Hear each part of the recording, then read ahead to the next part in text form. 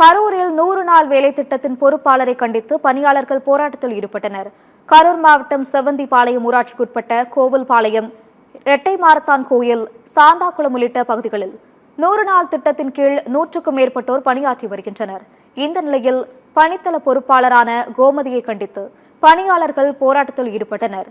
கூடுதலாக 2 மணி நேரம் வேலை செய்ய கட்டாயப்படுத்துவதாகவும், காலை மாலை என இரு வேளைகளிலும் புகைப்படம் எடுக்க அவர் இருக்கும் இடத்திற்கு 3 கிலோமீட்டர் தொலைவு நடந்து செல்வதாகவும் குற்றம் சாட்டினர்.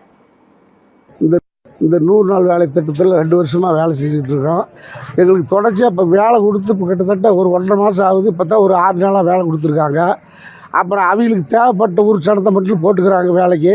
அதுவும் இல்லாத எங்களை ரொம்ப டார்ச்சர் பண்ணுறாங்க. காலையில் 8 மணிக்கு வந்தால் ஃபோட்டோ எடுக்கிறது, ஒரு 3 கிலோமீட்டர் தூரத்தில் ஃபோட்டோ எடுத்துகிட்டு அப்புறம் 3 கிலோமீட்டர் தாண்டி போய் வேலை செய்ய சொல்கிறாங்க. மறுபடியும் அந்த ஃபோட்டோ எடுத்த இடத்துக்கே வர சொல்கிறாங்க மறுபடியும் வேலைக்கு. இதோட காலையில் ஃபோட்டோ எடுக்கிறதா சரி, சாயங்காலம் இப்போ 2-3 டைம் ஃபோட்டோவே எடுக்கலை. எங்களை அது பணம் ஏறுதா என்னென்ன தெரியல. ஒரு பாப்பாளுக்கு 100 நாள் வேலை செஞ்சது 5 நாளுக்கு காசே வரலது.